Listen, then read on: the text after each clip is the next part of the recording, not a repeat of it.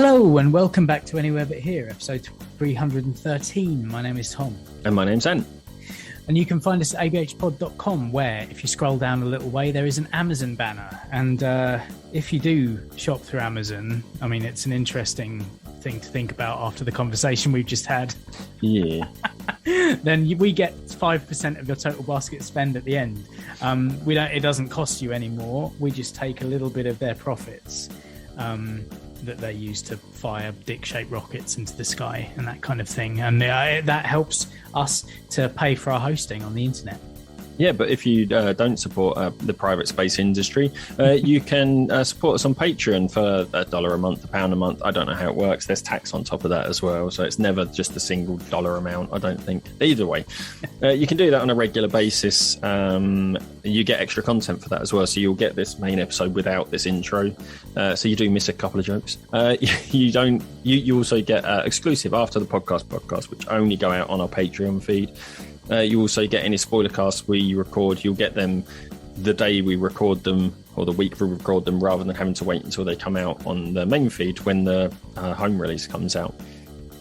Also, YouTube content. You get a video of this episode in Patreon as well. And then sometimes, occasionally, hasn't been done for a while now, we might play a game or something. And that will go out on our YouTube, and you'll get that early if you're a Patreon supporter.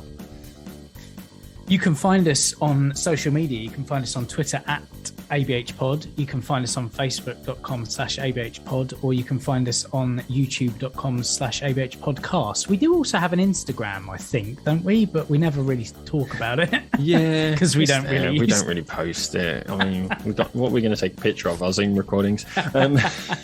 It was an idea. There's a Discord as well, apparently, part of our Patreon. Shit, yeah. No one's on it. It's fine. Look, because nobody uses Discord, really. No. Not for our audience. Also, you can get in contact with us via email as well, abhpod@gmail.com. On this episode, we talk about the Ricky Gervais series Afterlife. Yeah, I went to see a play last night, 222. We get into that quite early on. The allegations and scandal over Joss Whedon, an interview that came out in the New Yorker about him a little while ago. We also talk about how Joe Rogan has led to Neil Diamond being removed from Spotify. And the general corruption around Spotify and the government somehow. We get into all sorts of corruption in the medical industry as well. But first, join us while I'm telling Tom about this ridiculous piece of tech that my friend at work has purchased recently. Enjoy. That's my line.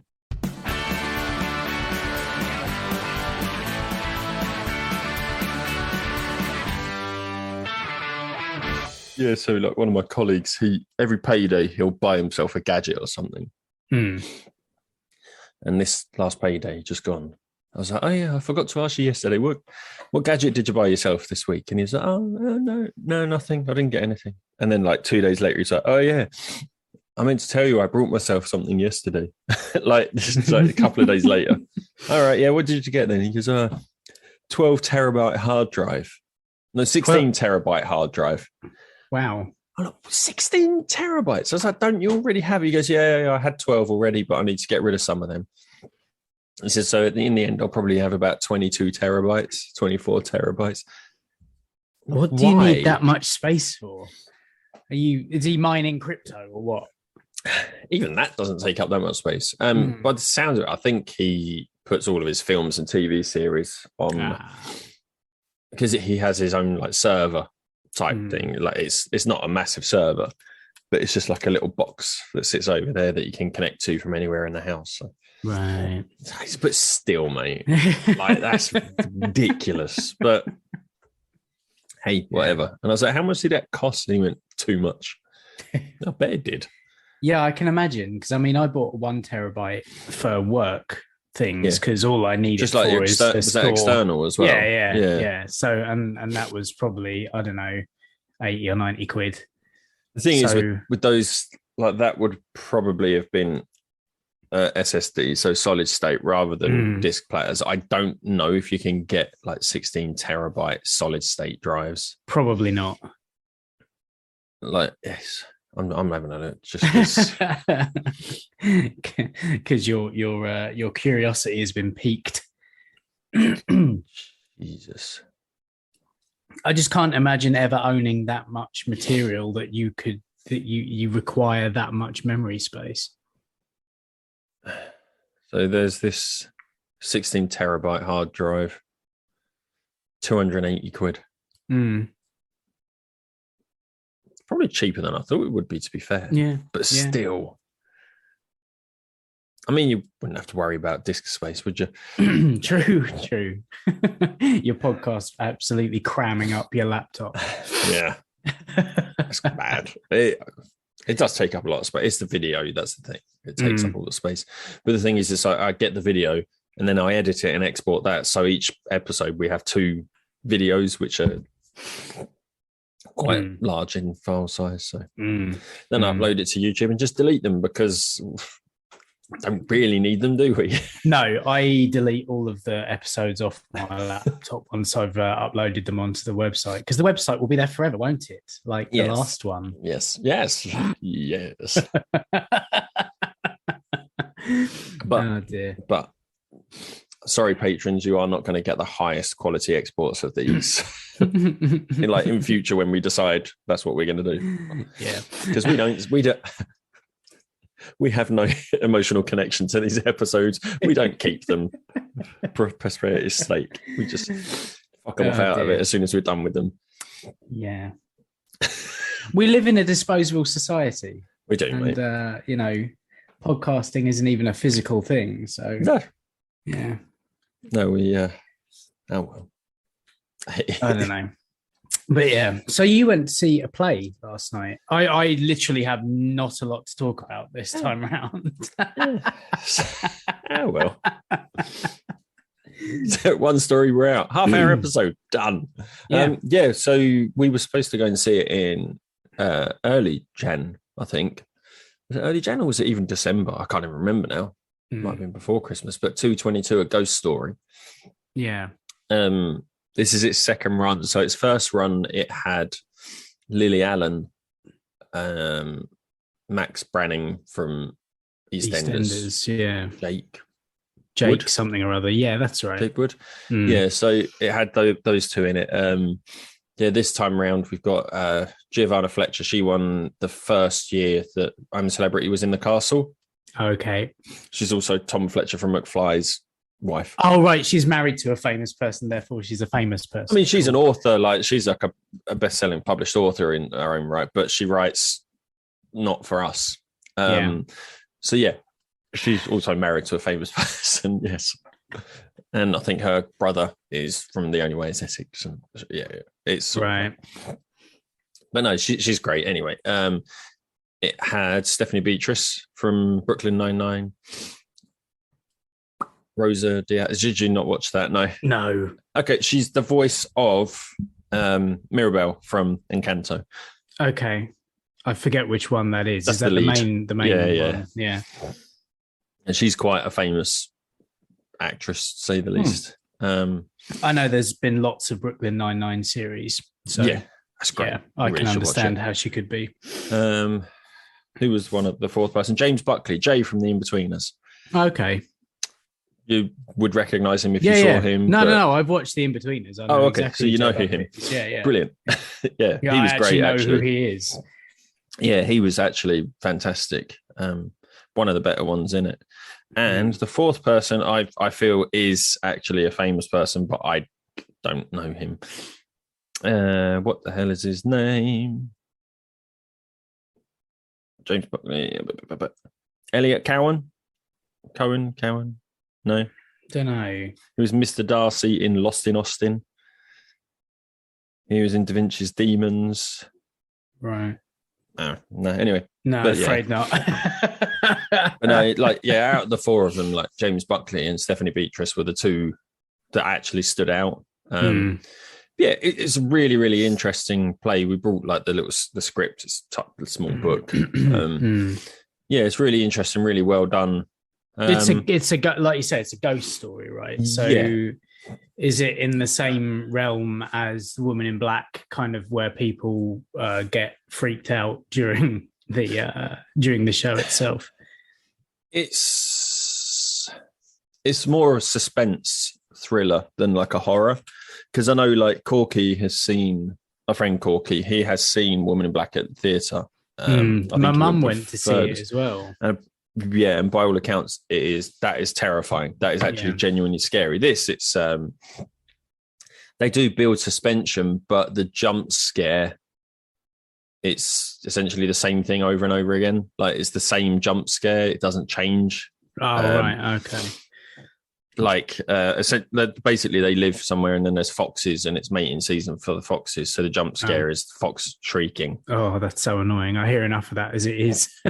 Yeah. And it does work as well. 'Cause as they do it, like the lights flash and, it's quite loud and but they do a really good job building the suspense. So the jump scare has the intended effect. But yeah, it's basically, so I think, so the woman, Giovanna Fletcher, she's the main person. It's set in their house. It's their new house. They've been renovating the house. And her husband is he's a lecturer, like a science lecturer, and he's gone on a trip. So she's in the house on her own with a baby and stuff happens. And it always happens at 2:22 in the morning. And when the husband gets home, he has his friend around his friend and her boyfriend around for like drinks and stuff. And then the wife's telling about this ghost, and it always happens at 2:22. And they're like, okay, we'll stay till 2:22 and see what happens. Right. Essentially, the show is a lot of the show. It's built up like it's them talking about our ghost real, because her husband, being the scientist, is the skeptic and really patronizing fucking dickhead, and you hate him all the way through it. Telling people they're ridiculous. And Stephanie Beatrice character, she's also a teacher. I think she's like a scientist, so she's sort of on his side, but she's had experiences, so she's on the wife's side. And James Buckley's like this cockney lad, like sort of guy. And my mum used to go to a spiritualist church, and she's done seances, so I know all about this. And the husband is like really good friends, has been friends with the Stephanie Beatrice character since university. So like no guy is good enough for her. Right. Like, so he doesn't like it. And there's this clash of heads because he's middle-class lecturer and then you've got a cockney lad. Like, and it's talking about, are ghosts real? Why aren't they real? Like, how can you explain this? How can you explain that? Yeah. This is really good. But it builds like tension and like there's lots of arguing and stuff. And then your mind's like, well, is it the fact that the house is haunted that like, is that causing them to argue? And it's really quite clever. Or is it like the tension between them that's making weird shit happen? Yeah, exactly. So you're constantly thinking about it. The acting, like on the whole, is fine. Do you know what I mean? Like, you're not watching sort of like Shakespeare sort of level acting. Like they're not classically trained actors. You've not seen that many plays, have you? You usually tend to go for musicals. Yeah. This is the first play we've actually seen. Like we kept the thing is, it's like it's weird watching it and people not bursting into song. And you're expecting it every so often, especially when one of the voices on the stage is Mirabelle from Encanto, who you're used to hearing sing. Like it's weird, but it was really good. See, I'm the opposite. I've only ever I've watched some musicals, but I tend to watch plays because I'm, as we know, not really a musicals guy. Yeah. So for me, it's like I find it, if it's not in a Disney movie, I find that quite strange. Just people suddenly bursting into song. Yeah, you're very much like the Buffy cast in the Buffy musical, where people start singing and you're like, what the fuck's going on? Why are people just suddenly start singing? What's all this?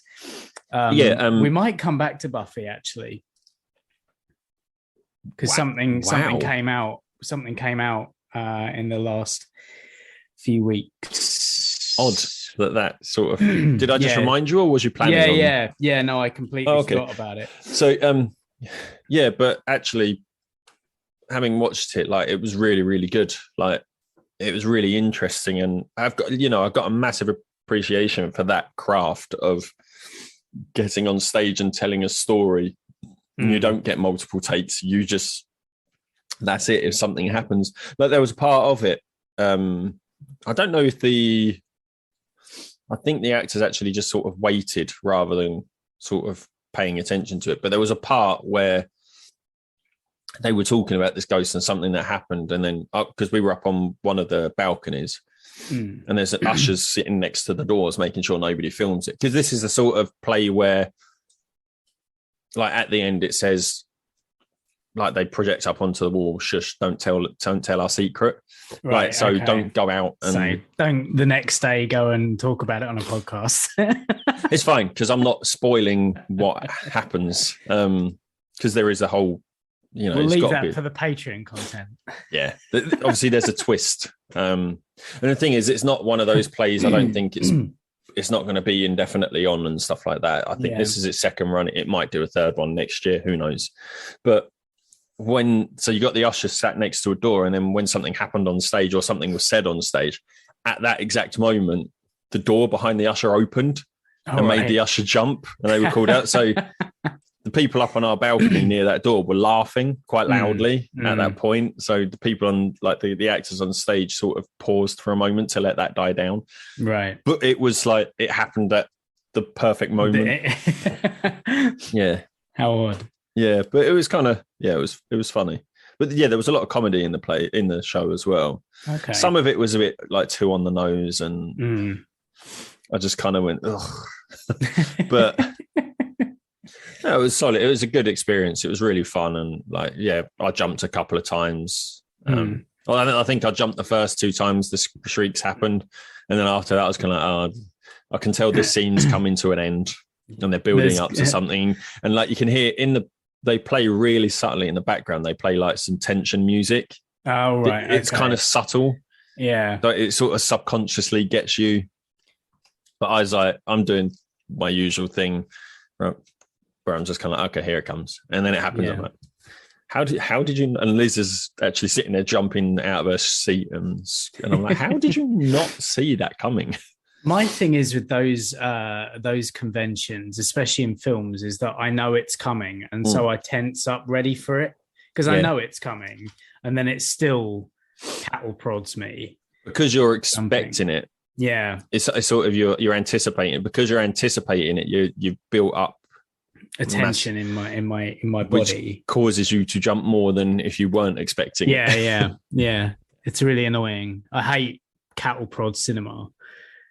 So, I think we've had that conversation. You don't like jump scares. You like actual horror. Yeah. Or jump scares that are done really well. Yeah. Like, there's no point just sticking something in just to make people jump if it's not pushing, if there's no reason for it. It really annoys me because it's manipulative, and I don't think it serves a real purpose. I think in the narrative. one of the best jump scares was the first one, which wasn't the foxes. It was. So she was. It sort of starts. There's a clock on the stage, which I think is said everywhere else. So it sort of like counts. So they said it at a certain time, and then it counts in real time. Right. So a minute on stage is a minute in real life, okay. and then it jumps forward in time between scenes. Like it jumps forward, and it's always counting to 2:22. But the first one is the first night, and it's like it starts at like 2:16 in the morning. And she's decorating and she's walking around, and there's no dialogue at all. It's just her in the room on her own, sort of going around. And as it gets closer to 2:22, they're setting up that it's something to do with that time. Yeah, which you should fucking. I mean, it's called 2:22. So then, as it gets closer, she starts packing up stuff and sort of getting scared. And then she's got a baby monitor on stage as well. But there's a bit where she goes to the back door. I think she looks out of the back door or something because the floodlight comes on in the garden. Right. Which, think about it, it's probably foxes. So she sort of goes over to the back door, and as she's walking away from the back door, she steps on a baby toy, which makes a noise, and she screams. Right. And that's like a really, really good sort of jump scare because it's just silent, and she's just walking around, no dialogue, and she keeps looking at the clock, and you're like, oh shit, what's going to happen? Yeah.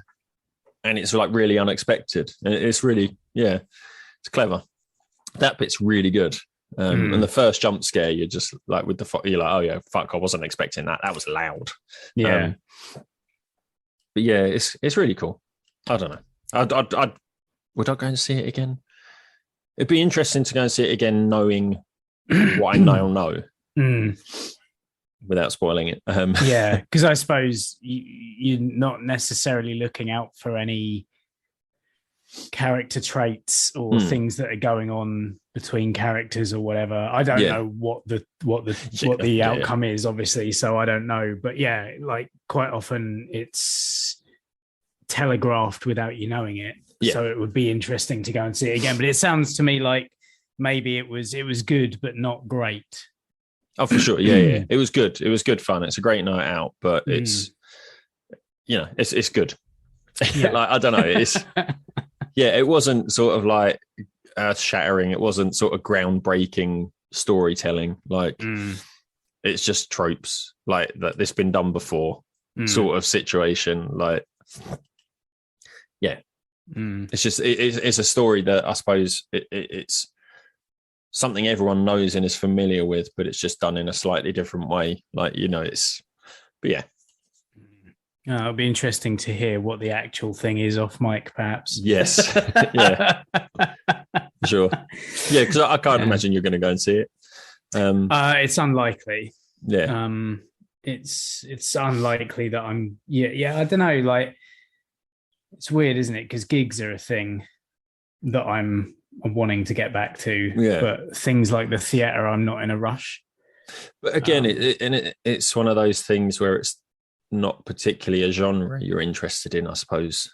True. Like ghost stories and jump scares and stuff like that. It's like I say, it depends how well it's done and how, like, because as said previously, watching and reading The Woman in Black was enough for me. I don't want to go and physically be in that space because I've seen the film.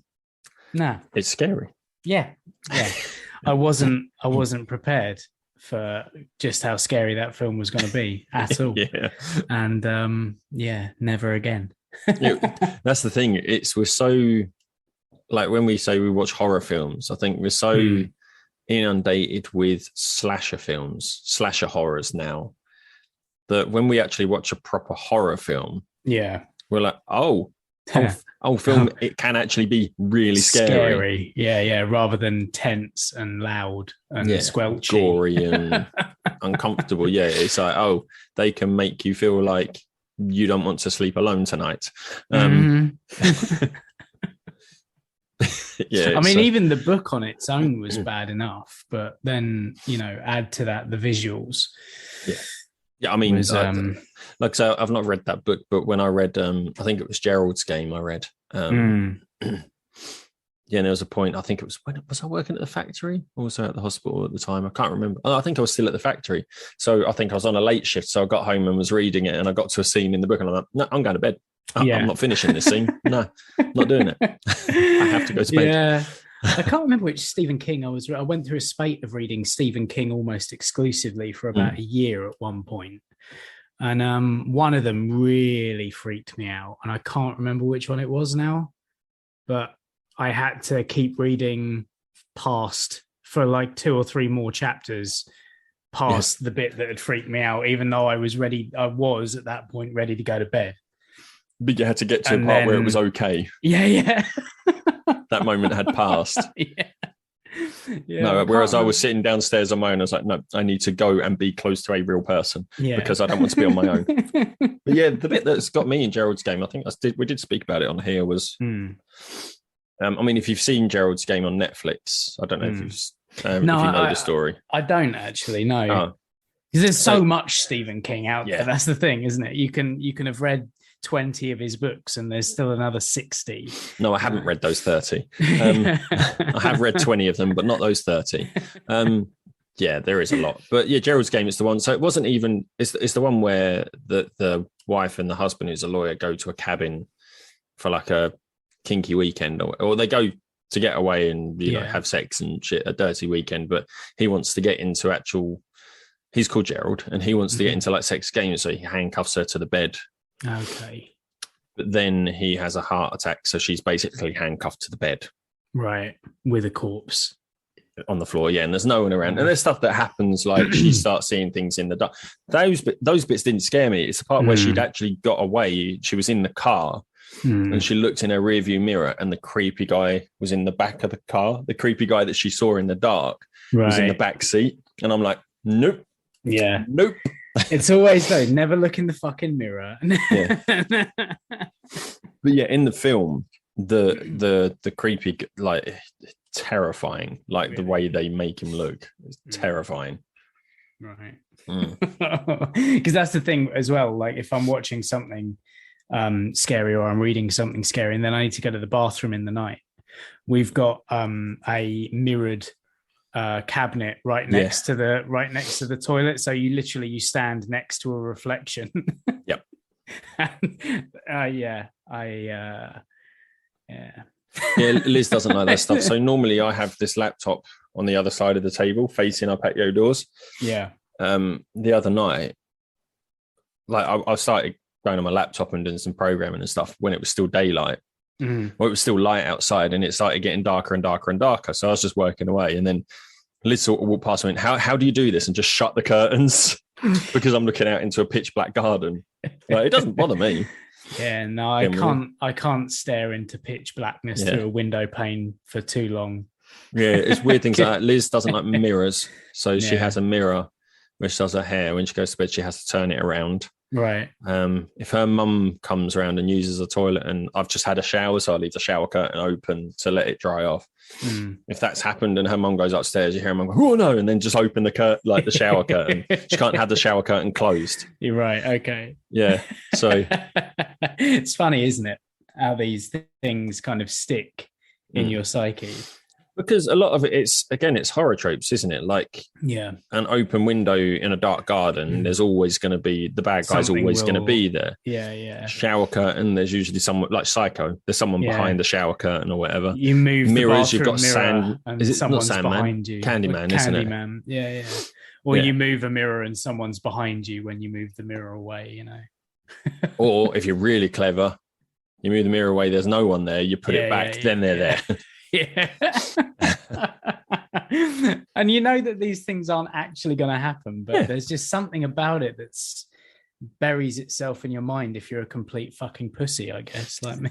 Again, like this play, they have that discussion about why people see ghosts, and it's because the lizard brain, you know, always looking for something scary, so you run away and to save yourself. It's well, this is it, isn't it? I mean, and it's all to do with the subconscious, really. But there's always that little doubt in the back of your mind, and there's also weird shit that's happened to me in the past in specific areas, like in specific buildings. That, I mean, you've spoken about the seance you did at the pub, which I can't explain what happened. Like it makes no sense to say that it wasn't something. Yeah, but and I guess it could be power of persuasion, but I don't know, because can power of persuasion make you do that? Again, it's stuff that's discussed in this play as well. It's a classic conversation that always happens. Is a true skeptic who believes in science will say, you can be persuaded, in like you can, like persuasion can cause you to do weird things like this. You know, the table moving, like exercise, and it's the fact that you could move that table yourself but not know you're moving it, just because you want it to move so much. Like it's because you're expecting it. It's the expecting something to happen and then the thing happens, like the jump scare. Like I'm ready for it. I'm ready because I know it's going to happen. So I'm just like, I know it's coming. I'm not going to jump. I'm not going to jump. And I'm like, and I've tensed myself fucking rigid. And then because it does happen, I jump even harder. Yeah, it's probably the same. You know, it's that thing. Like we've discussed many times on here. I think we're both skeptics, but we're both pussies. But also, I don't think we're skeptics enough not to be affected by it. Like I can freak myself out just thinking about stuff. You know, it's an overactive imagination coupled with a fear of the unknown, I guess, really. And also, 14 years of Catholic school. Yeah, that's not going to help where, you. Like they beat it into you that there's some sort of afterlife and people can come back from the dead, and all this stuff. And there's a hell and shit, and so demons and shit exist. Yeah.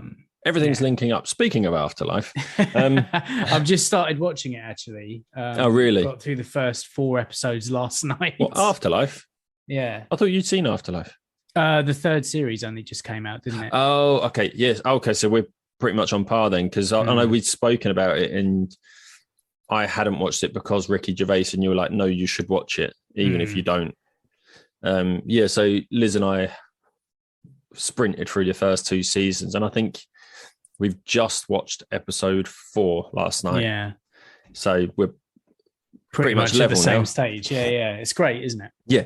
It's I'm not sure that the 3rd series is as good as the other 2 yet. It's not as tear-jerky, I don't think. No, it's not as tear-jerky, but I think it's more about the journey, about him getting back on track. I feel really sorry for the nurse. I feel really sorry for the marketing girl. Although the fact that she came round at the end of that episode to his place and like that was really nice. Pour her a drink. I was like, me and Joe were both like, oh. Yeah. I like the fact that even though he takes the piss relentlessly, like he does actually like her, you know. He cares a lot. Like it's when he sees. I think he did it in the 2nd series, and he did it in the 4th episode where he's like, "I'm gonna go for a coffee." You look at it and you're like, "Oh, yeah." But the thing is, and it's part of my problem with Ricky Gervais is the self-righteousness. Like, I am right, and it's. Like with her, especially like when he has these conversations again about the paranormal and stuff like that.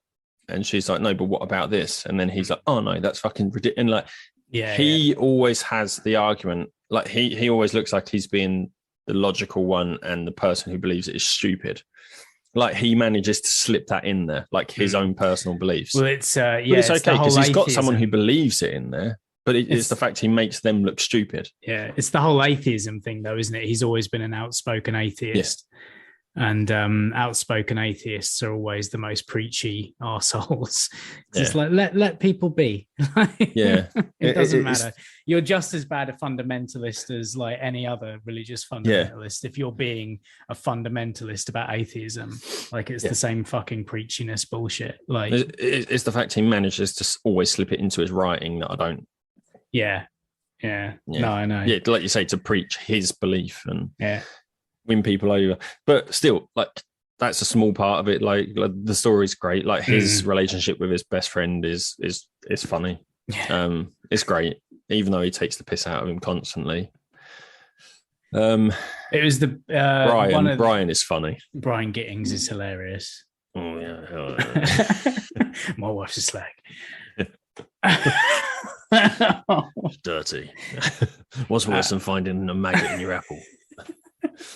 Finding your wife being pounded by 2 gypsies. Like, what the fuck?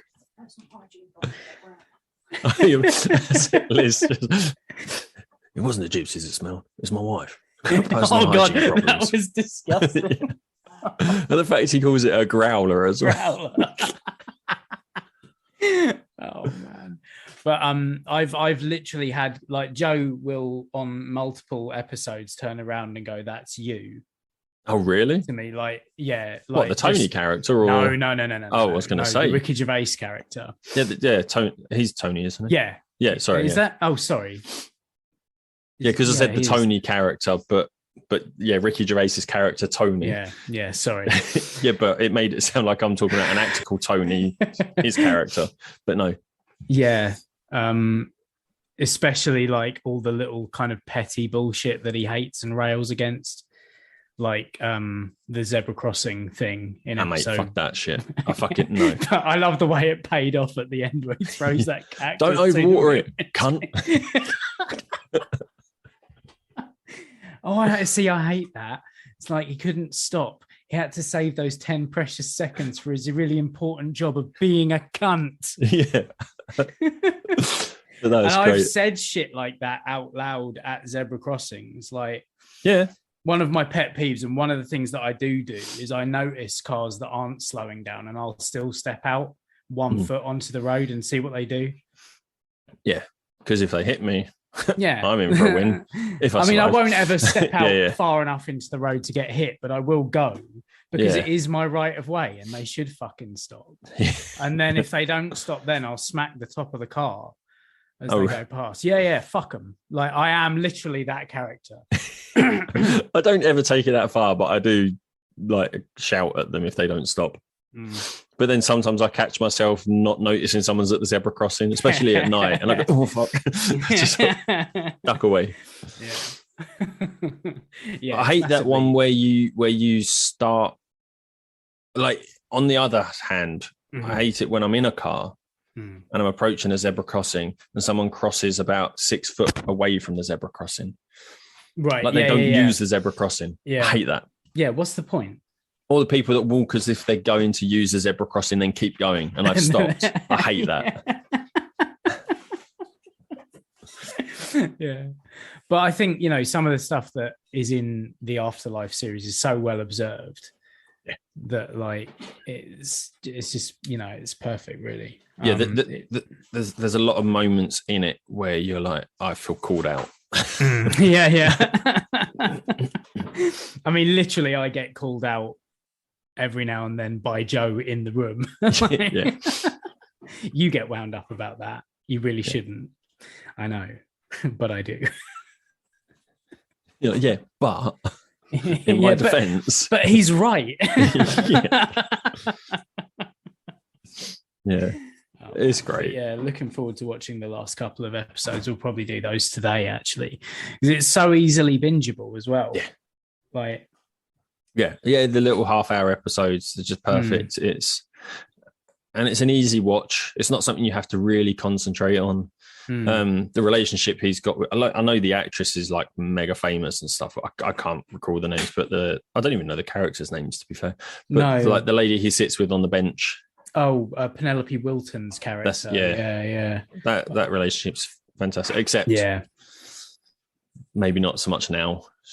She's found someone else, but then that teaches him a lesson. That's quite interesting, though, because those two actors were in a TV series called The Ever Decreasing Circles, right, back in the 80s with like Richard Bryars and who was he? She was married to the Richard Bryars character, and Peter Egan's character kind of moved in, and Richard Bryars' character is really kind of like organized to the point of obsession, right? And Peter Egan's character comes in and is just this kind of louche, kind of layabout, kind of woman's man, and you can see that there's an attraction between the Penelope Wilson character. So it's quite interesting that he gave them a storyline where they kind of get together. It's possibly because he was a fan of Ever Decreasing Circles, and I do wonder whether that's a factor. Yeah, it is. That's one thing with Ricky Gervais. He's one of those writers, producers, directors, whatever, that likes to use the same people in his shows as well, doesn't he? Because I know the woman who played his wife, I think he's had her in shows before, hasn't he? She's a comedian. Yeah, she looks. I see her, and I always think, oh, that's that woman from 2.4 Children, and it's not. It looks just like her, though. Right? I know the one you mean. Yeah. Yeah, but I'm sure he had her in something before of his. I don't know if she's probably guested in extras or something like that, because she's a comedian, isn't she? Yeah. The postman character is fantastic. Joe, what's his name? Joe Wilkinson. Yeah, I love him. From Gillingham. Is he? Bloody hell. Yeah, he's from around this way. He's hilarious anyway, like as a comedian, but his character's brilliant. And is a sex worker girlfriend. Sex worker. Yeah, Roisin Connerty. Yeah, she's brilliant. Yeah. This is all. Yeah, it's all great. It's Paul Kaye's psychiatrist character that I can't fucking stand. Hate it. Hate him. Really horrible.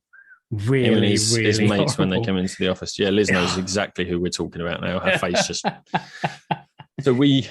But he always plays those kinds of characters, though. Like he's great at those characters. Yeah, I just hate those characters because we all know people like that. So the last episode of series 2, we watched. Liz fell asleep halfway through it, I think. because it was quite late at night. So then yesterday, before we started series 3, she wanted to finish watching that, so she started it. And the scene with him came on. She went, "No, I'm not watching that again," and just fast forwarded past him. Fuck that. Yeah. And when his mates come into the office and they're talking about their podcast. Yeah. But no, the worst one with them lot was when they went out and they were in the pub. And but yeah, you're right. We've all known people who are like that. Yeah. Oh, what was the bit that got? I think it was episode 2 or 3 where he went to scatter his dad's ashes. Oh man! Oh my god! He chucked it in that guy's face. Some of it got in my mouth. Good. I hope it was his cock, you cunt.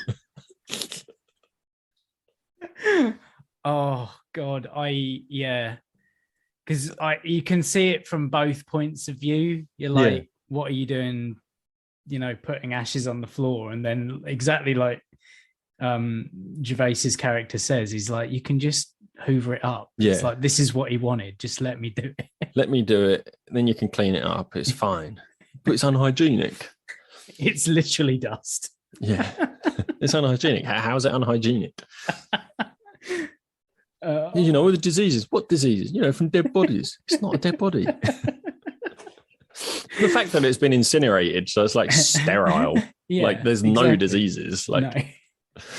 But yeah, all of it. I'm glad that you enjoy it. Yeah, I thought you might. Yeah, it's just like we say. It's not something you have to really concentrate on. It's funny, you know. And I think the best thing about it is it's not Ricky Gervais. You know, it's a character, so you're not having to watch him. Like you're watching a character he's playing. He plays quite similar characters. But I don't know, like I found The Office, I wasn't a massive fan of that. Extras I liked Extras. I couldn't watch Derek. I thought that was kind of bad taste, really. Yeah. But I'm sure there must have been a point to it. Yeah, but I just couldn't get on board with what it was. I didn't like the idea of it, so I didn't even try it. I mean, like I've watched a couple of episodes of The Office or a couple of episodes of Extras. I probably would have liked Extras had I sat and watched more of it, but like the concept was great. The idea behind it was great. But yeah, I mean, this is the first thing I've really watched with him, like properly. Like you know, I watched one of his stand-up shows and was just like, meh. Yeah, I don't think I've ever watched any of his stand-up. Just, again, I'm not overly fond of his actual personality. Yeah. I think Liz likes his stand-up. Was it Flanimals it was called?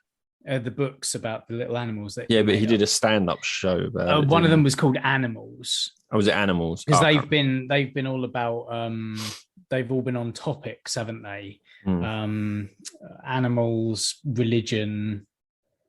yeah, I know. Oh God, hold on. I'm just trying to look them up now. Yeah, but that's what I say. I think Liz does like him, but I think, yeah, I don't see it. Yeah, so. Animals, politics, fame, and science. So it's politics, not religion. No. I'll read my hat. But yeah, so and they're all kind of roughly on those topics apparently. But yeah, I'm not really. I don't want to get preached at. I'd rather watch. I'd rather watch his TV series than his. I think what he did at the Golden Globes was funny. You know, taking the piss out of Hollywood types is always good fun. He's pointing really the fingers. Kind of yeah. Like, and again, it all ties in to what he does, which is kind of pointing out these. It's the final one he did as well. He's like, I don't care. It's my last time doing it. I don't care. Shut up, I don't care. Like telling Tom Hanks to shut up, I don't care. Like Tom Hanks was not enjoying it. No. Like some people were, he really wasn't. I think there's a certain type type of American who gets that humor, and there's a certain type that doesn't. I think Tom Hanks is just too nice. Yeah, possibly. Yeah, definitely. Yeah, going back to I'm really glad that you liked it. So that's a good recommendation for sure. What I was saying about Buffy though earlier on, did you read the massive article on Joss Whedon that came out a couple of weeks ago? I didn't. No, I know I've heard stuff about him in the past. It was quite problematic things, but I didn't read any article on. No, I didn't even see anything about it. I don't think. Quite a large article was published in the New Yorker back like 2 weeks ago. I think it came out as per usual directly after our last episode. So whenever anything big tends to happen, we were lucky that we had the Djokovic thing last time, but this also happened. Like a reporter called Leela Shapiro actually went to stay with him for a couple of days and like stayed around his house and spent 2 or 3 days interviewing him to kind of, clear the air a little bit, because there's been all these allegations from various actors and actresses and there's been all sorts of kind of Me Too style things coming out about him, and he didn't do himself any favors. Oh, really? Yeah. Like, if anything, he doubled down on being a prick, and it's what is it about people that we quite like and we like what they make and they're just dickheads? Yeah, it's bizarre, isn't it? I mean, it's come out that, literally, it's Ray Fisher, wasn't it? The actor who played Cyborg in the Justice League. Yes. Who basically was like almost airbrushed out of Joss Whedon's cut of the film, even though he was supposed to be a major focal point of Zack Snyder's version. Yeah. Because you've seen both versions as well, haven't you? Yeah. Oh, yeah. He's a much bigger part in the Snyder cut. Yeah. Or the uncut version. Snyder uncut. The Snyder epic. Yeah. And he Ray Fisher, I think, had called him, unprofessional, and he just wasn't happy at all. He also said some stuff about possibly racial things happening. Yeah. But he wasn't overt with what he was meaning. He never really explained himself as to what it was. Yeah. And it turns out it's that, Zack Snyder's thing was supposed to kind of focus much more around Cyborg as like the first black superhero, in any of these franchises. Because you don't count the Falcon, I guess. Not, But so like Zack Snyder's thing was making a big deal of his character, and also like kind of including bits about that kind of chimed with the Black Lives Matter movement, and that kind of thing was supposed to be not directly, but like that was a big part of the story. It was about his race, and like there was a lot of stuff that Zack Snyder was supposed to be doing about that, and apparently Joss Whedon came in and kind of reduced his part, and even he was accused of lightening his skin tone as well. Yeah, but Joss Whedon was like, no, I lightened the entire color palette of the film. Yeah. It wasn't just him, it was everything, because I thought that the film was too dark. For sure. But you have also Charisma Carpenter, who played Cordelia in Buffy, has come out saying that he called her fat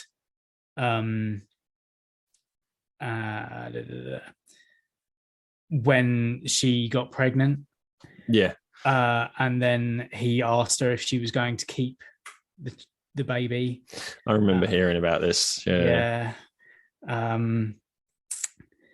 it's basically said that the joy of new motherhood had been sucked right out of her, and Joss was the vampire. Yeah. And I don't know where stayed on character with that metaphor, didn't she? Yeah.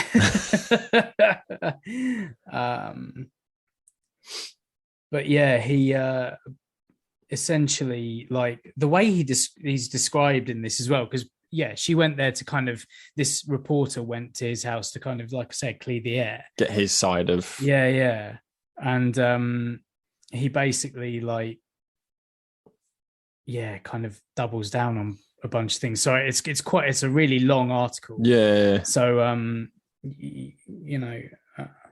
just trying to get to where the real kind of mental things happen. Get the meat of it. But also he's been saying, a lot of he's been going through therapy since all these allegations have come out, trying to, sort his head out and, trying to balance what has been going on with stuff. And he reckons that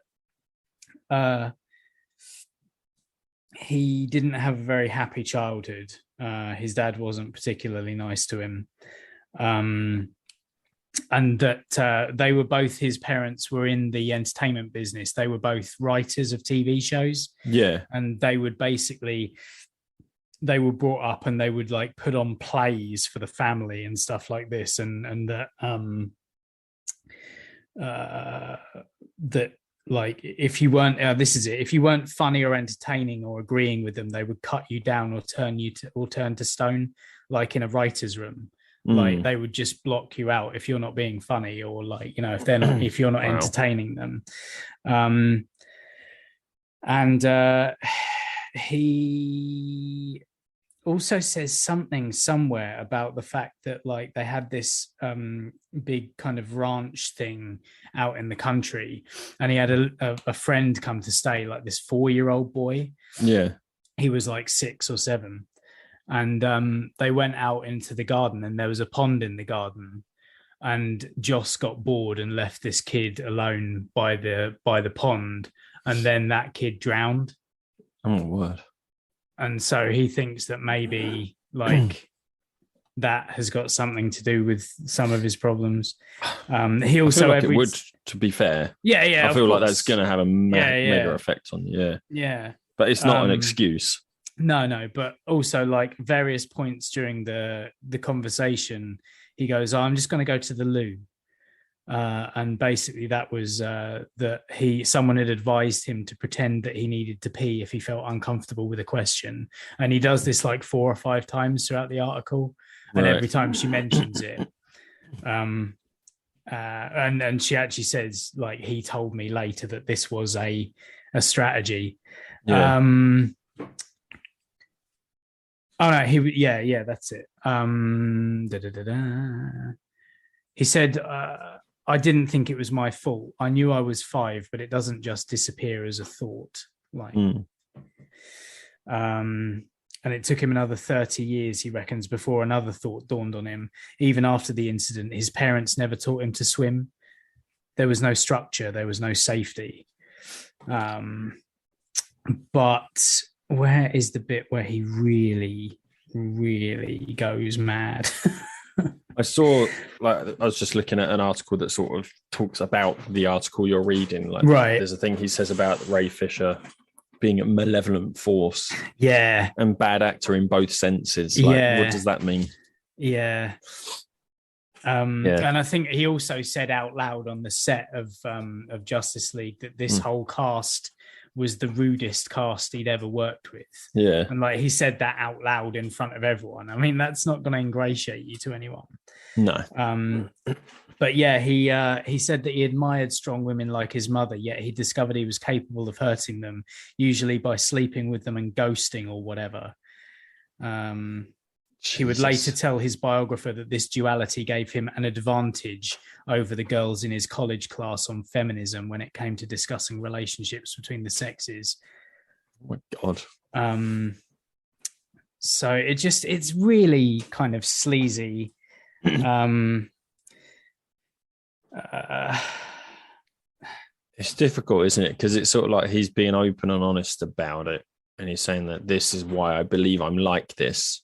But there's no... The problem is, it's one thing to behave like that and be self-aware and be aware that you're behaving like that, but it doesn't seem like he's doing anything to improve himself. Yeah. Which is, I think that's where the problem is. Yeah. And, it's almost like he doesn't see it as bad. It's just, this is just how I am, and this is why I think I'm like this. And the 90s was one of those times, unfortunately, where, I mean, especially in the UK, it was like lad culture and stuff. And that kind of really undid a lot of work that any kind of feminist movement built up through the 70s. Yeah. Oh, man. So yeah, interesting read, isn't it, I suppose? Yeah, it's a really interesting read. It's called The Undoing of Joss Whedon. Yeah. Yeah, but he was also like accused of harassing female cast and crew members like Alison Hannigan and what's her name, who played the younger sister? Misha Trachtenberg. Yeah, that's it. Harriet the Spy. Yeah. And then there were bits about him like having affairs with people in the offices and stuff as well. And even while there were other people in the same room, like he'd be fooling around with people while there were other writers in the room. So he was the big man on set, wasn't he? Yeah, exactly. Yeah, no one could say no. It's just a really kind of... It's just odd to kind of and like he doesn't really make any particular excuses for any of his behavior. Yeah, this is it. A high-level member of the Buffy production team recalled Whedon's habit of writing really nasty notes, but that wasn't what disturbed her most about working with him. Whedon was rumored to be having affairs with 2 young actresses on the show. One day, he and one of the actresses came into her office while she was working. She heard a noise behind her. They were rolling about on the floor, making out. They would bang into my chair, she said. How can you concentrate? It was gross. This happened more than once. These actions proved he had no respect for me and my work, and she quit the show even though she had no other job lined up. Trachtenberg also said that there was a rule forbidding Whedon to be alone in a room with her on set. But there was, he says there was certainly never a rule about that. I don't remember that kind of thing, but someone else who was on the crew at the time was like, yeah, it wasn't a rule, but it was certainly something that people were conscious of. There was like an unwritten thing where someone would have to be with her all the time. Yeah, it's not something he would have been aware of. It's like people like, keep him away from her. Yeah. Let's protect her. Yeah. Whedon acknowledged he was not civilized back then. I was young, he said. I yelled, and sometimes you had to yell. This was a very young cast, and it was easy for everything to turn into a cocktail party. Him saying he's young, the article I was looking at, I'm sure he says that when he started Buffy, he was in his 30s. Yeah. That's not young. No, it's not. That's old enough to know. Yeah, it's not like you're in your 20s, like your early 20s or something, and you definitely don't know about certain, boundaries or whatever. Yeah. The worst thing that I read in here, though, was that like there was a writer who had done what he considered subpar work, and he got all the other writing staff round and did a 30-minute dress down of this particular woman's work, like pretending that he had a slideshow and was going through it line by line and being like, well, this is fucking rubbish, that's shit, and making a big song and dance out of it for half an hour. Yeah. And you're like, fuck you. Like, these people are working for you and like adding to your vision. Yeah. And like, it takes guts to make shit up for a living. It's awful. It's like, is it Kevin Smith who will never, he doesn't shit on films because there were a lot of people that worked on that and put their hard work into it. They didn't make a shit film on purpose. Yeah. Like, so you shouldn't be that critical. Like, this person wrote something. They might be aware it's not their best work, but there's no need to tear them down like that. It's it's just it's toxic, isn't it? Like, it's worse than toxic. It is actually abusive. You're not teaching someone. No. It's not constructive. Yeah. I'm just trying to find the exact bit, whether he, actually says anything about it. It's just, but what he says about people, and also, like, there was a whole thing about where he kind of threatened Gal Gadot as well with, never working in this town again, that kind of thing. Like, he would, and he would say, he said something about, like, making her life really difficult, and something about tying her to a railroad track or something like that. And then, like, she said this out in public, and then his response to that was, oh, that's not what I meant, and English isn't her first language anyway, so she probably took something out of context, to which she then says, I understood perfectly what he was saying to me. Yeah. Man. Like, don't no. Yeah. Don't gaslight. Don't gaslight Wonder Woman, mate. Oh, yeah, exactly. Isn't she I don't want to get it wrong. Nationality, isn't she Iranian? Yes, I believe so. Israeli, sorry. Israeli.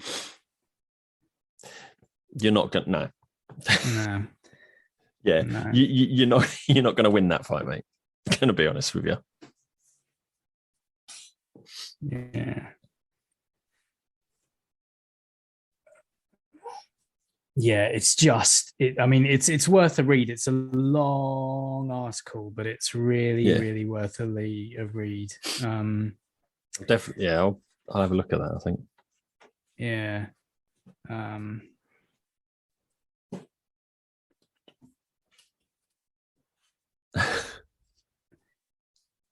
Here it is. At one point, Whedon paused the shoot and, according to the crew member, announced that he had never worked with a ruder group of people. The Ray Fisher thing. Oh, that's it. Yeah, when Fisher raised his concerns about the revisions of Whedon's, Whedon cut him off and says, "It feels like I'm taking notes right now, and I don't take notes from anybody, not even Robert Downey Jr." You would, mate. Yeah. Yeah, that's it. So last year, Gal Gadot told reporters Whedon threatened her and said that he would make her career miserable. Whedon told me he did. Whedon told the reporter he did no such thing. I don't threaten people. Who does that? He concluded she must have misunderstood him. English is not her first language, and I tend to be annoyingly flowery in my speech. He recalled arguing over a scene she wanted to cut. He told her jokingly that if she wanted to get rid of it, she would have to tie him to a railroad track and do it over his dead body. Then I was told I had said something to her about a dead body and tying her to the railroad track, he said. Gadot did not agree with Whedon's version of events. I understood him perfectly, she said. That comment, though, about, I tend to use annoyingly flowery language is like, my vocabulary is fantastic. Yeah. Like, it's such a humble brag. Like, earlier on in the piece, he basically, a lot of his defense is that, I went to boarding school and then I went to university in England where they use a lot of, long words and their vocabularies are big. So I kind of got into using English idioms, and that doesn't always, translate to an American film set where people want things directly. I never use direct language. And it's like, well, maybe you fucking should. It does have a point, though. There are a lot of things that we say that don't.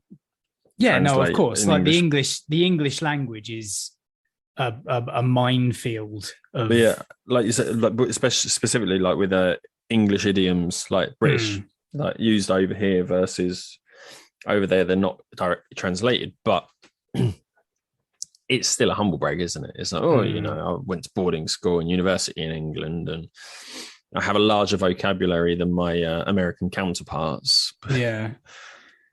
And it's just bollocks, because if you're such a great writer, then you should also be able to be a good communicator as well. And director should, like, specifically, because the director has to be able to, like, communicate his vision to anyone. Yeah. Like, and also it's in the fucking title, isn't it? Direct. Yes.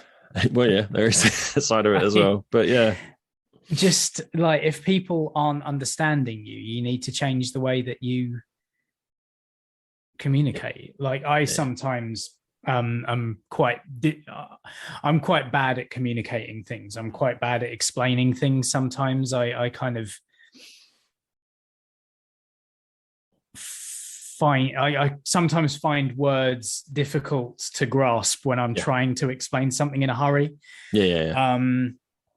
And I'm aware that I do it, and I get frustrated because I can't quite say what I mean, or like get the detail in, and that annoys me. Yeah. But there's always a point where I'm like, right, I'm going to reset. I'm going to go back from the beginning. I'm going to try and like really kind of work it out. And that's how you should be. If you're causing an issue by not being able to, by just being deliberately obtuse. And the thing is as well, is that you're not blaming the person you're explaining it to. No.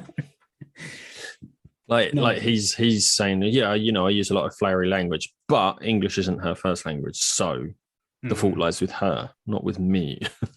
Like, yeah. So it's just, and it's like you said earlier on, it's just yet another example of, you know, someone that was held on a pedestal, someone whose work we enjoy.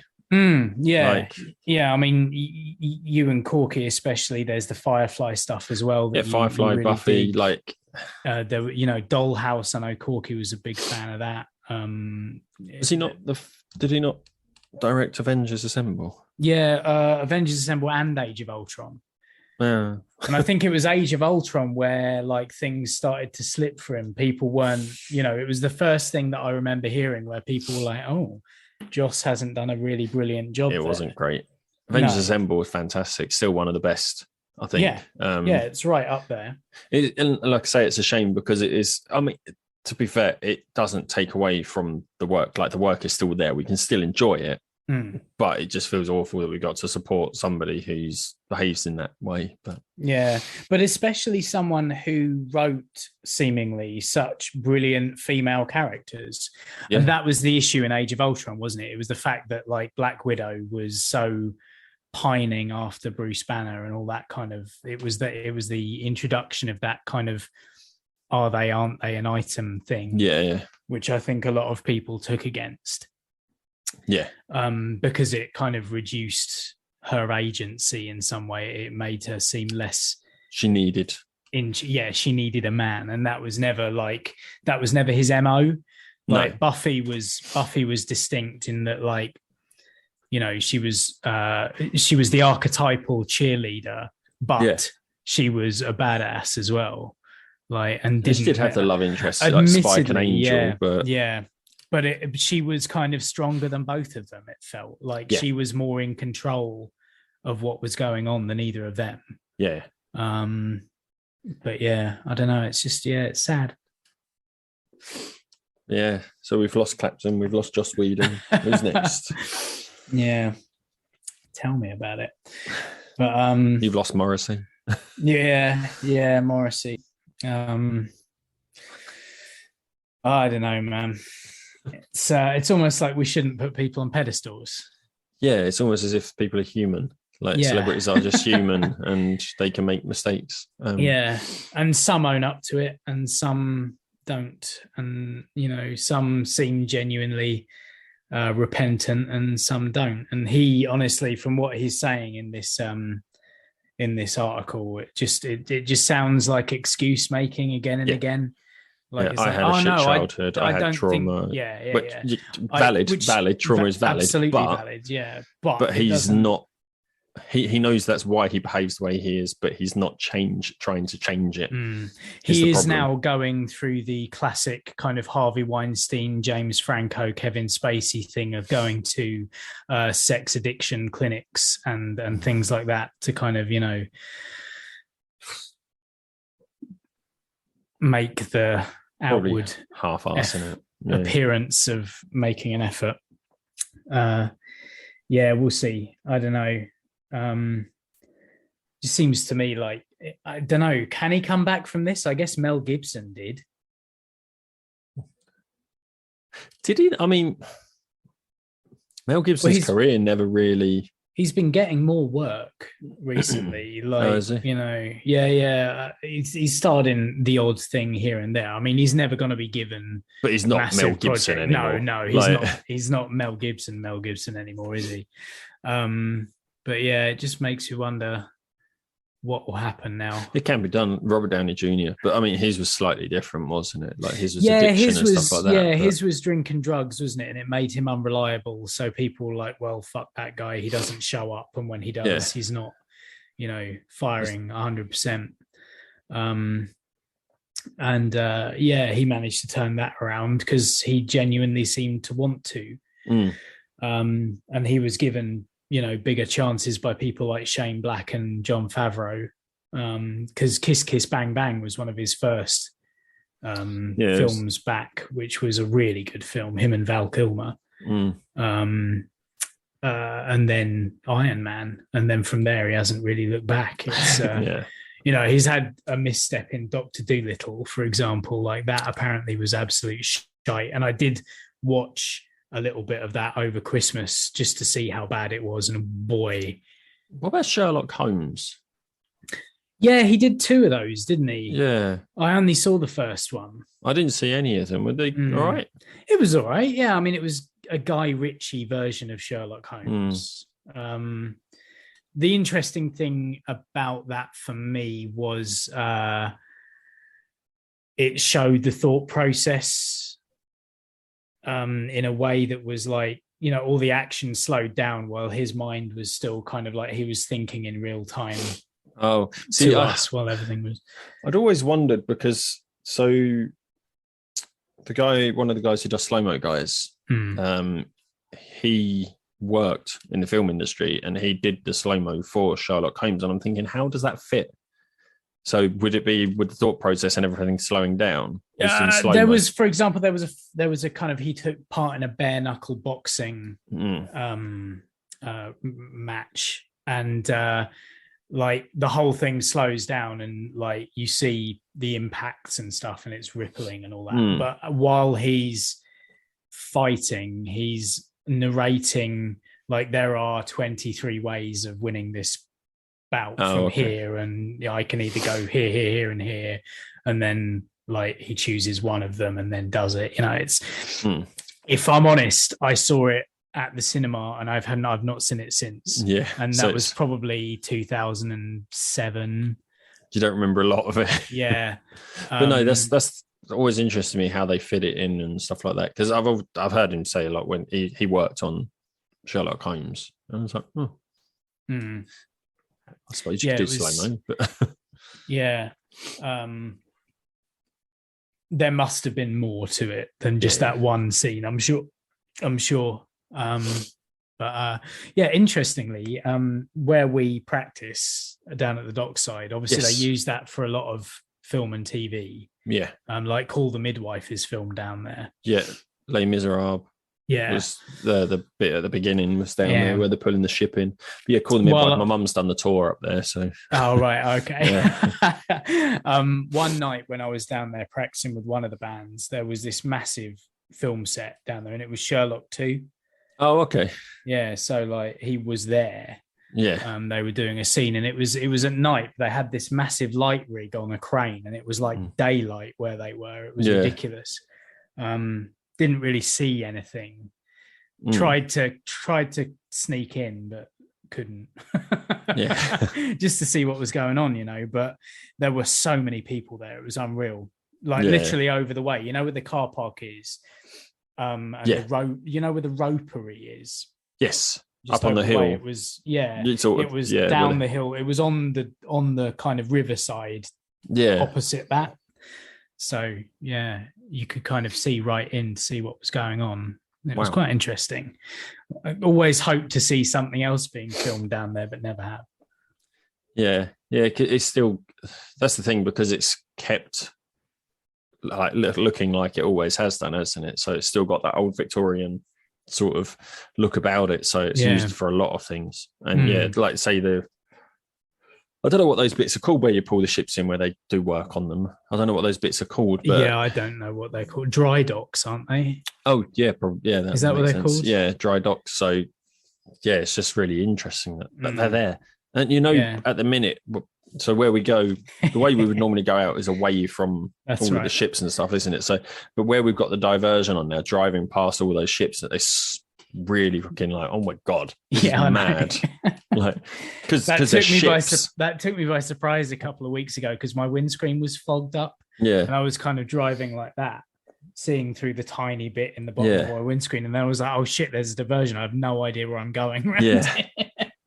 But there is the battleship still down there? Yeah, the big kind of grey, more modern military. There's a sailing ship around there, the Victory, isn't it? Yeah. I think is it HMS Victory? Is it Victory, or is that in London? I can't remember now. It's a sailing ship, and then there's also a more modern battleship, but there's also the Ocelot, the submarine, in there as well somewhere. Yeah, that's there. It's a good place to go for a photo shoot. HMS Victory is at Portsmouth at the minute. Oh, is it? Oh, okay. Yeah.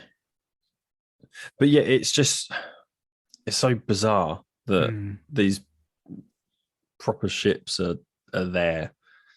And just driving past, you're like, wow, they're huge. Yeah, it is interesting. Like I say, it's an interesting place to go and do a photo shoot as well, which is something we might want to bear in mind at some point. HMS Gannet. That's it. Yeah. HMS Cavalier is the modern one. You got HMS Gannet. You got HMS Ocelot. Yeah. 3 historic warships. Yeah, it's kind of cool. Yeah. I'm just looking at them now for some reason. I think where the Ocelot is, I think that's the bit where... Is there must be an empty dry dock. I can't imagine they would have moved out the HMS Ocelot for bloody Les Miserables to be filmed. Well, I don't know. It depends what the budget of the film was. The budget was big enough they can pay for it to get moved. I guess, they had Hugh Jackman. Yeah. So pretty big.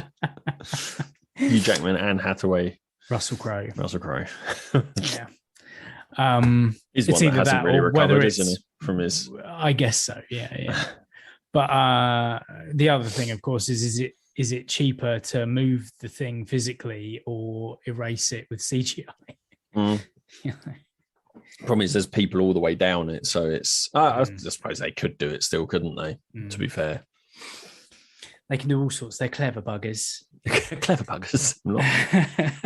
And the other big kind of show busy, scandally news was that Spotify has chosen to delete all of Neil Young's catalogue. I saw a bit of that, because he kicked up a stink that Joe Rogan is peddling anti-vax and dangerous kind of anti-COVID information on his podcast, which is exclusive to Spotify. And he basically said, I don't want to share a platform with such a dangerous thinker.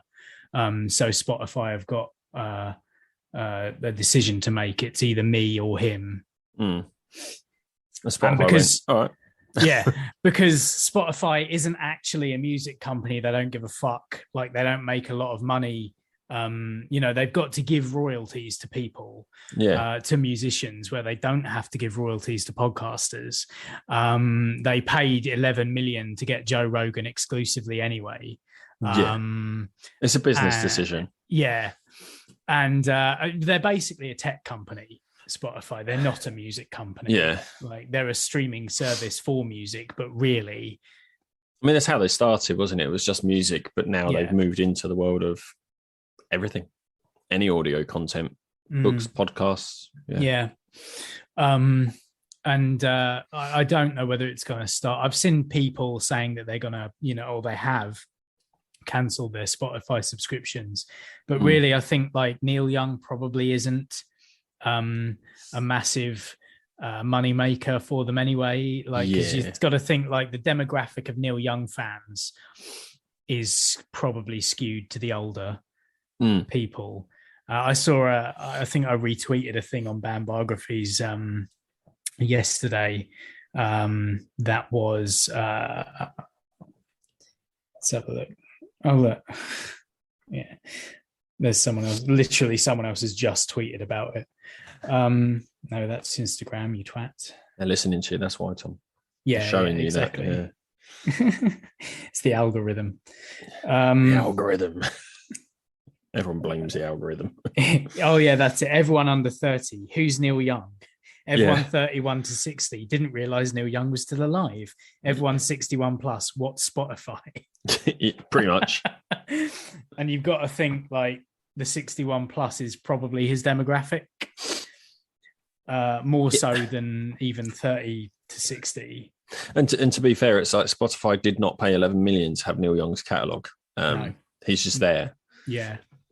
So they paid 11 million for Joe Rogan. It's like, what are we going to do? Business says that we don't want to lose out, because they probably haven't made 11 million back in the couple of years he's been on that service. Even if I think that's probably something that's really hard to measure, though. It's like how many people got a Spotify subscription to listen to Joe Rogan, because that's the only place you can listen to him. Yeah. I mean, he has a massive audience. He does. Yeah. I think I imagine they would have made some money off of him moving over there. Yeah. It's a lot of bros though. I used to listen to him. I used to listen when I worked in the factory, and it's like it's the only time I was ever able to spare like 3 or 4 hours to listen to a podcast, because his podcasts are that long and he releases like 3 or 4 a week. Like it's ridiculous. And sometimes it was interesting, like people he had on there, but he did peddle a lot of weird stuff. Yeah. Yeah, he's kind of not, I wouldn't say, well, I don't know, because I've never listened to his show. He doesn't seem like dangerously right-wing or anything, but he does seem to have some spurious scientific beliefs. He has very strong opinions. Pseudo scientific beliefs anyway. Yeah, and it's weird because it's not like he doesn't trust Big Pharma, which a lot of people don't. And, living in the States, you wouldn't. I know when I first went to my doctor about my depression and I mentioned a medication, he was like, oh, no. I said, because I hear a lot about that in the States. He goes, well, you would, because, a lot of doctors make money selling medicine. Yeah. So yeah, they that's would the push thing about those the medications. US healthcare system that I really find. Yeah, he's like, wouldn't. The doctor essentially said to me, because what I'm mentioning is that that's more of an opioid medication. It's like really addictive. So we tend not to prescribe that. I said, but they do in the States. He goes, yes, that's because it's an addictive medication. So they would. So you get repeat customers. They're basically drug dealers. Yeah, it's ridiculous, isn't it? Yeah. And then, of course, you've got whichever company is producing the medicine wants their medicine to be sold as well, so that they can make more profit. So they pump money into the healthcare. It's a lot like politics over here. Yeah. Where corrupt. You look after your mates. But yeah, and it's weird that Joe Rogan is against those sorts of things, bearing in mind he likes to smoke weed and he likes to do some hallucinogenics every so often. And I think he invested money into a company called On It, I think, which make neurotropic medications. Yeah. Like I think I've heard of that. Performance enhancing, like not performance, but like brain enhance your brain and stuff like that. So he's in that world. So yeah, I don't know. Yeah, it's bizarre, isn't it? He has some really interesting guests. That's the thing. Yeah, like less so much now. Like like he gets Elon Musk on and like a lot of conspiracy guys and stuff. But it used to be mostly comedians and musicians, because that's his world. Comedians or like UFC fighters, because he's a big commentator at the UFC. Yeah. everything that I've read about him very recently because of this, like, because I've gone on a bit of a deep dive, and I'm like, is he really that bad? And it's like, oh no, he's kind of he's morphed into something else than he started off being as well. Yeah, I think he's got his own line of tinfoil hats as well. For real? No, not for real. But like I say, he's part of that brigade, I think. Yeah. I wouldn't say it to his face because he's fucking huge and he can fight. Yeah. I've read something about he only wants to be seen by like fitness doctors now, because like all the bro doctors that he knows are like in their 60s, but they look like they're in their 40s. And that's what he wants now, is to just like be some roided out. Yeah. I don't know. These people. Yeah. The world's going mad, isn't it? Yeah. I always thought that, documenting things over time, we'd be able to kind of make sense. A nicer kind of a curve of positivity. But and in some cases we have done. Yeah. But it feels like the personal on this podcast has been much more positive than the stuff that goes on outside of our houses. Yeah, it's kind of like, we're like, well, we won't go over there anymore. Let's have a look up. No, it's fucked over there as well. What about over there? No, that's fucked too. Let's go over there. Nope, that's fucked. I'm just going to stay right here. Well, it's like all this stuff with Boris Johnson and the parties and all this stuff. I'm not watching the news at the moment because it's just doing my fucking head in. The ambushed by a cake comment. Excuse me? Oh, someone on Newsnight said that, and I again, it's not something that I've actually looked into because I can't bring myself to, but someone was on Newsnight, a Tory MP, and he claimed that defending the Prime Minister, he said that Boris Johnson was ambushed with a cake at his birthday gathering held at Downing Street during lockdown, and has gone on a which obviously has now gone viral. Yeah. And satirists are being like, well, what can I do with that? I can't satirize that because it is satire. I just can't do anything with it. It was not a premeditated, organized party. He was, in a sense, ambushed with a cake. They came into his office with a cake. They sung "Happy Birthday." He was there for 10 minutes. I don't think most people looking at home would characterize that as a party. Should they have been working in the office at the time? Who knows? During lockdown? No. Did you see as well that Sajid Javid has said Sajid? Sajid. Yeah. Sajid Javid. Yeah. Sajid Javid has said that he thinks Boris is going to be okay after this investigation. It's because he's been Teflon so far up until this point, but I really don't think he is going to be okay. Do you know what his brother does? Which one? So Sajid Javid. Oh no, I don't. No. His brother is commander in the Met Police. Oh, okay then. That's fortunate, isn't it? Isn't it?